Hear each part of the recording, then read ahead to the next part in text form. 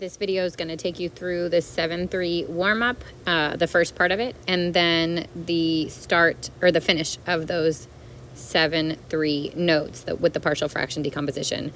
Remember that at the end, you're going to submit both the warm-up and the notes that we covered today for a classwork assignment. So we start with number one. Number one is one of those triangle systems. So all we have to do is use back substitution, work our way back up to find all three terms. We know that z is 3, so we already have that part. We're going to take the z and plug it into the second equation that has two variables. 2y minus 3 would equal 7. Solve for the other variable, which in this case is y. And I get y is 5. That's the second one. And then I'm going to take the z, plug it into the first equation, and the y, plug it into the first equation. 3x plus 5, which is y, plus 2 times 3, which is z, equals 8. 3x plus 5 plus 6 equals 8. 3x plus 11 equals 8. Subtract that 11. 3x equals negative 3. Divide by 3. And x equals negative 1. So now I've got all three, x, y, and z, which would be the solution to this triangle system. When we move into the second one, we're going to number these to make it easier to know what we're talking about. 1, 2, and 3. Remember, the first step is to grab any two to cancel out one of the variables, but then we have to use the one we didn't use to cancel the same variable. So you kind of want to plan ahead, like what's the easiest that's going to be canceled out. In this case, each of them has like one line in which the variable is by itself. So you might want to just choose one and cancel out the x, and then you'll again do it again with that second equation you didn't pick the first time.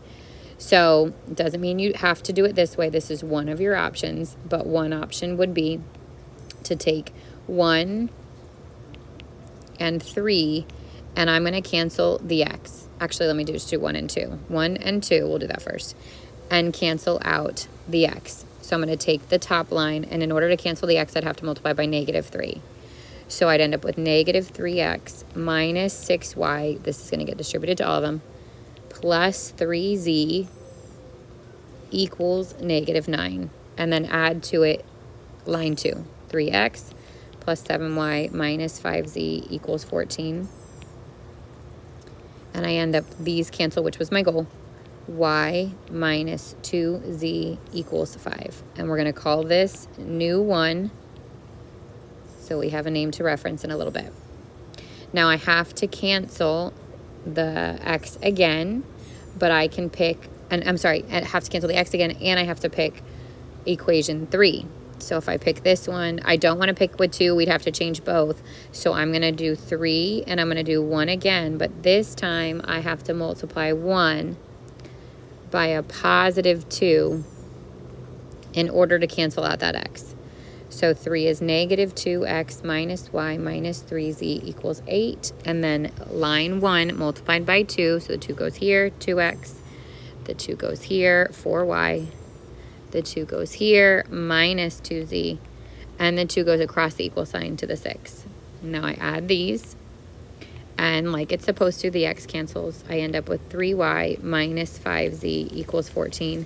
And this would be new 2. Now I'm going to combine new 1 and new 2. And the goal here would be to cancel out a second variable. You can do it multiple ways, but one way would be to multiply the top by negative 3. So I'd get negative 3y plus 6z equals negative 15. Add these. The 3y and the negative 3y cancel. Negative 5z and positive 6z is z equals, and then 14 and negative 5, negative 1. So I just solved for my first of the 3 variables. Now I have to take that one and plug it into one of the new equations. So I'm going to plug it in here just because it's a little simpler. And I'd get y minus 2 times negative 1 equals 5. Y plus 2 equals 5. Not negative 5, 5. And subtract the 2, and y is 3.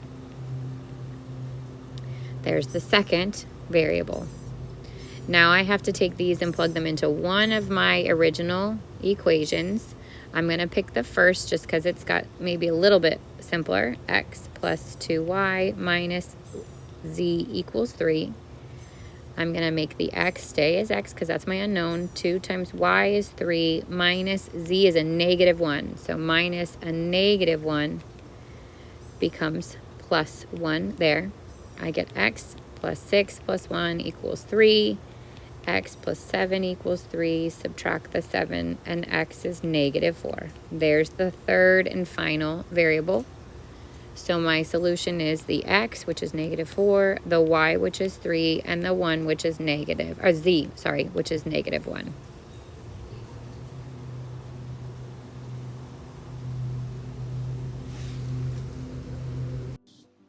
Okay, now we're going to continue the notes for Chapter 7, Section 3. So this is Part 2, which is fractional decomposition.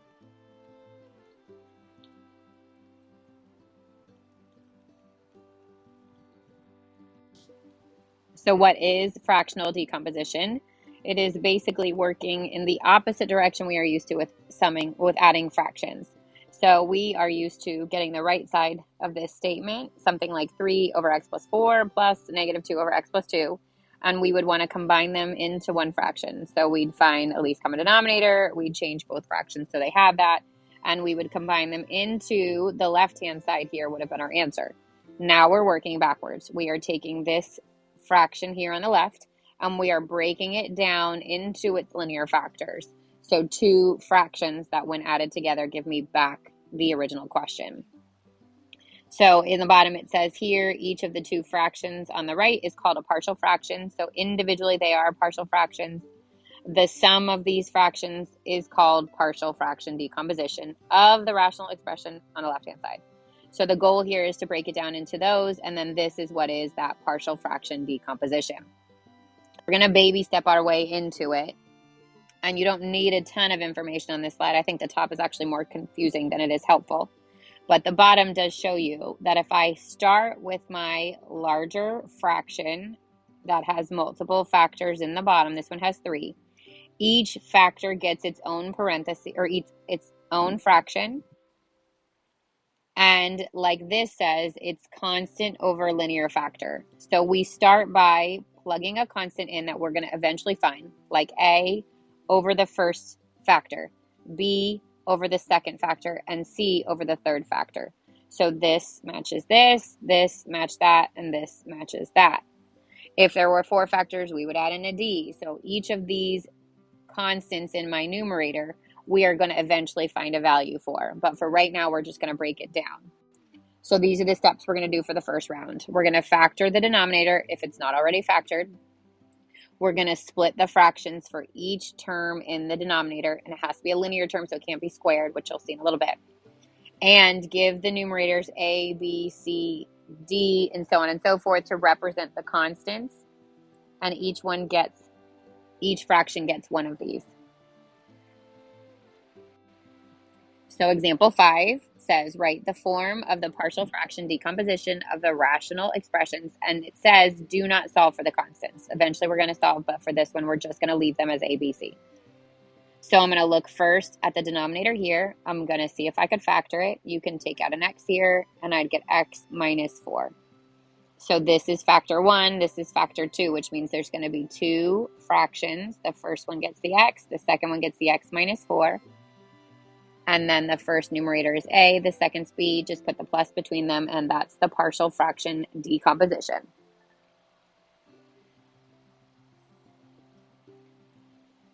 When you look at b, this would be 2x plus 5 over x times x squared plus 3. Now eventually we're going to break apart that x squared, but for now we would just see if we could factor it. We cannot. So we separate those out into something over x plus something over x squared plus 3. The first one gets the a, the second one gets the b, and we're done for now. Factor, split, put the constants.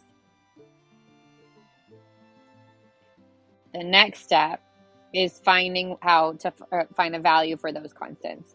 So step 1, 2, and 3 are the same as before. Now here's what's new. We're going to take that initial expression, so the one that's on the left-hand side, and we're going to write A times whatever terms are missing from the denominator of A, B times whatever terms are missing from the denominator of B, and so on and so forth. We're going to set just the numerators. We're going to rewrite all the numerators out, and we're going to find which value of X would make each of the terms cancel one at a time. We're going to plug those values in for the X's and then solve for the constant. And then we're going to repeat this step as many times as we need to get each of the individual constants. So I know a lot of words. I'm obviously going to show you some examples, but if you get stuck, hopefully you can come back here and kind of figure out where you're stuck. All right, example 6, write the partial fraction decomposition of. Now this time it doesn't say don't solve, so I know I'm going all the way through. I look at the denominator, see if I can factor it. It's already factored. There are two factors, x minus 3 and x plus 5. So this is going to break down into two fractions, a over x minus 3 plus b over x plus 5.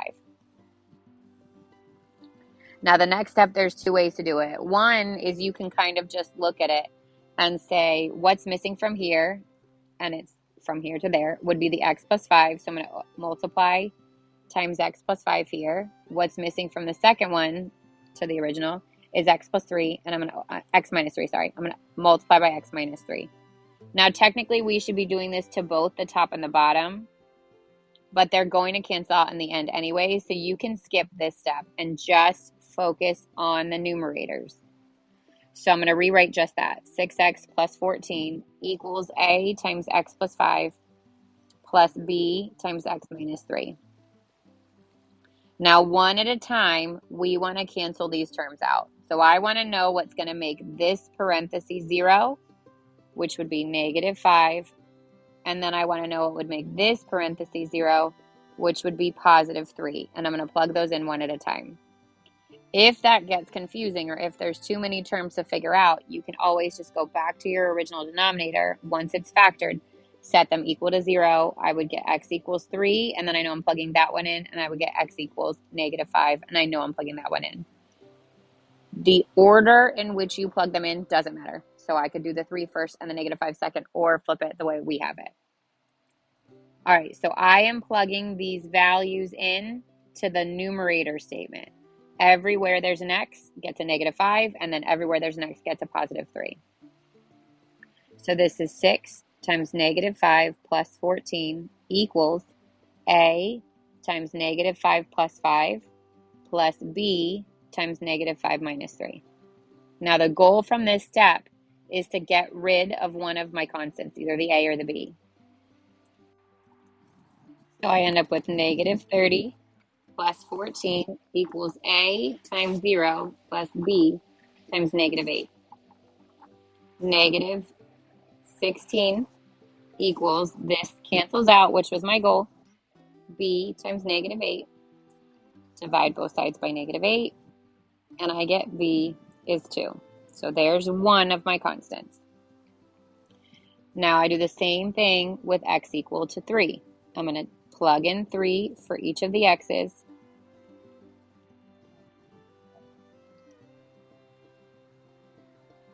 Six times 3 is 18, plus 14. A, 3 plus 5 is 8. B, and there's the 0. So the b cancels out. I end up with 32 equals a times 8. Divide both sides by 8.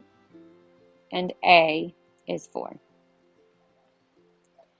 So now I have both my constants. I plug them back in to the fractions we started at the beginning. So the a, which is 4, goes over the x minus 3. The b, which is 2, goes over the x plus 5. Now the order here doesn't matter. These could be reversed as long as the 2 is over the x plus 5 and the 4 is over the x minus 3. But this is the solution you're looking for. Now if you wanted to check to see that your answer was correct, you would actually work backwards. I would find a least common denominator, which would be x minus 3 and x plus 5.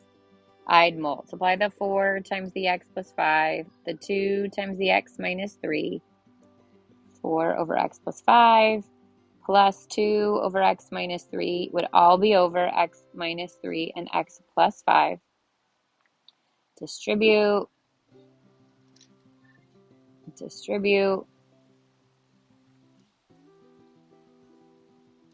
and combine your like terms. 6x plus 14 over x minus 3 times x plus 5. So that's just to check your answer. We are going to stop here to get to our answer. So that's the partially decomposed fraction of our original question. All right, let's do a couple more. Same set of instructions. X minus 14 over x minus 2 times x minus 5, already factored. 2 factors again, so 1 gets the A, 1 gets the B. Now we look back and say what's missing from each. So what's missing from the first denominator to the original is the x minus 5. What's missing from the second to the original is x minus 2. Once we do that, we focus solely on the numerators until the very last step. So my numerators are x minus 14 equals A times x minus 5 plus B times x minus 2.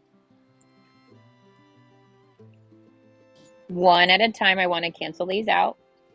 So I would get x equals, again, I could do it here, set these equal to 0. So I would plug in 2 and 5, or look here, what's going to cancel each of those out or make the parentheses 0. Either way, I end up with both. And again, order doesn't matter. I could do the 5 first or the 2 first. It doesn't matter. So if x is 2, everywhere there's an x, I'm going to plug in that 2. 2 minus 14 equals A. 2 minus 5 plus B. 2 minus 2. Negative 12 equals A times negative 3. This is my 0, so the B is gone. A would equal negative 12 divided by negative 3, which is positive 4. Go through the same process with x being 5. 5 minus 14 equals A times 5 minus 5 plus B times 5 minus 3, minus 2. Negative 9 equals, here's my 0, A is gone, B times 3. Divide both sides by 3, and B is negative 3. Take those and plug them back into my original expression, and I get 4 over x minus 2 plus a negative 3 over x minus 5. Now this time we have a negative in our numerator. You don't want to leave the negative there, so we pull that into the middle.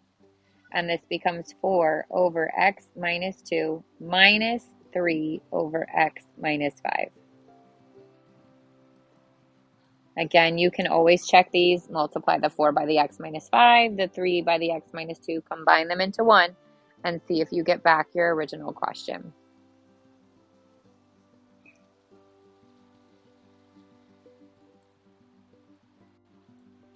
All right, example 8. So this time, our denominator is not factored.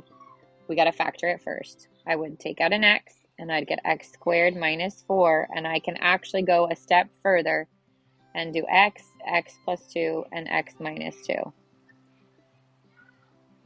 Now there are 3 factors there, so this time I get 3 fractions. A over x, B over x plus 2, and C over x minus 2. This is when it's probably easier. Well, let's multiply by what's missing first. X plus 2 here and x minus 2.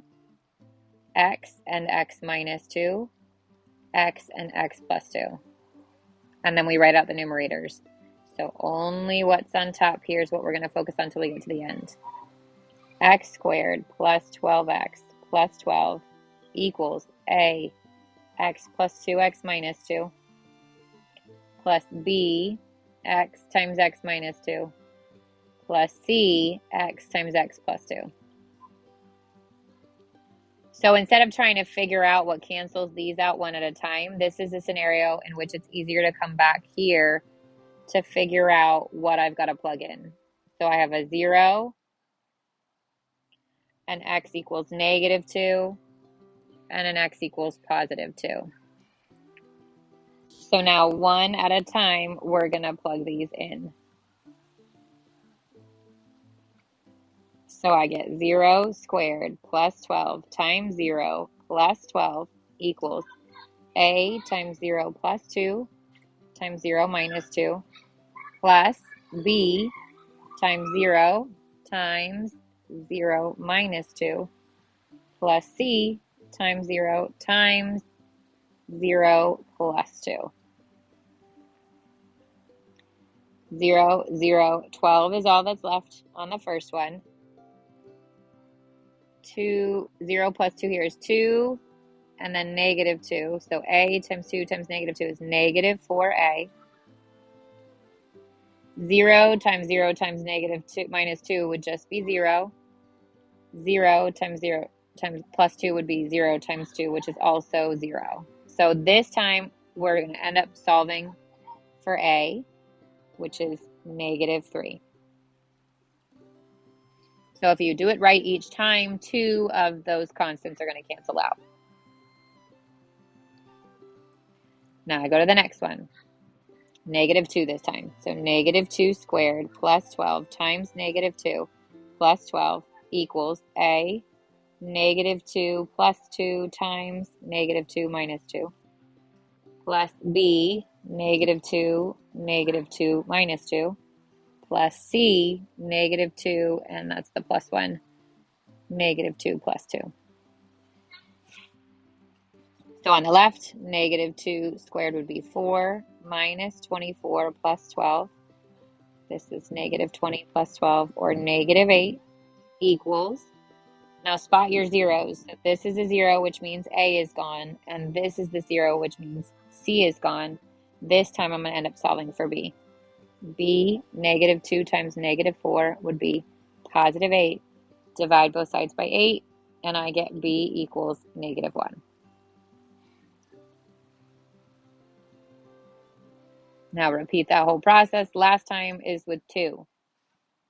So 2 squared plus 12 times 2 plus 12 equals A times 2 plus 2 times 2 minus 2 plus B times 2, 2 minus 2, plus C, 2, 2 plus 2. So on the left, 4 plus 24 plus 12, 28 plus 12, 40 equals, find your zeros. Here's a 0, A is gone. Here's a 0, B is gone. And just like we're supposed to, the last one left is C. 2 times 4 would be C times 8. Divide both sides by 8, and C is 5. Now what's important is you plug them in the right order. So A has to go over the x, B has to go over the x plus 2, and C has to go over the x minus 2.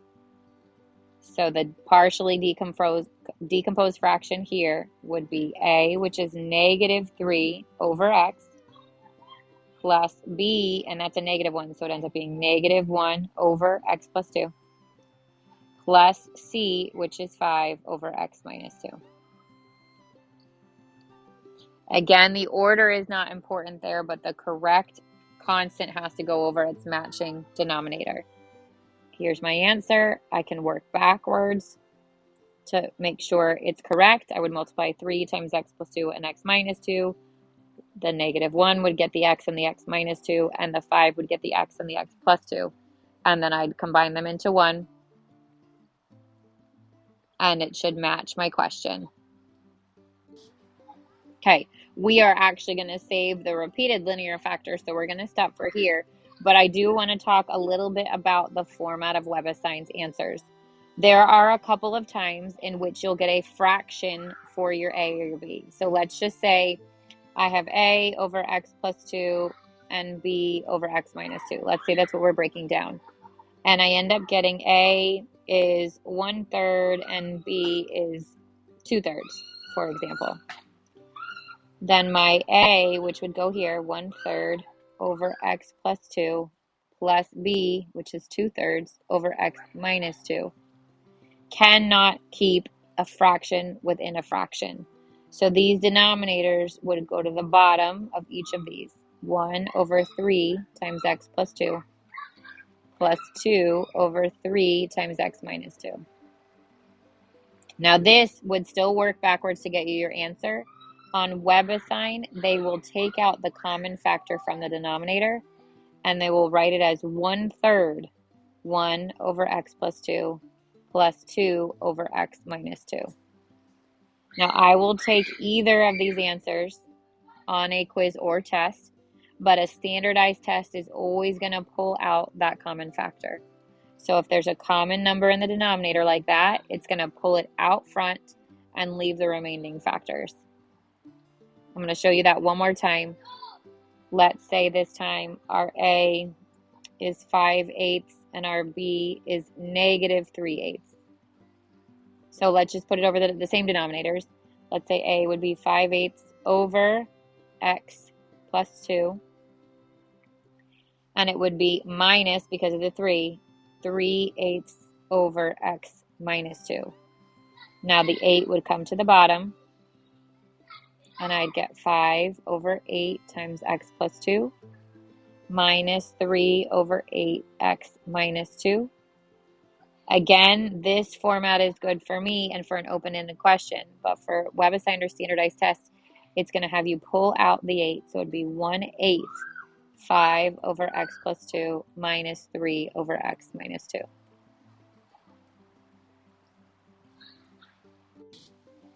All right, so we're going to stop there for today. Please make sure you submit the warm-up and the notes all in one file. And just today's notes, please. And then you can use the rest of the time to work on that homework assignment. Have a fantastic day.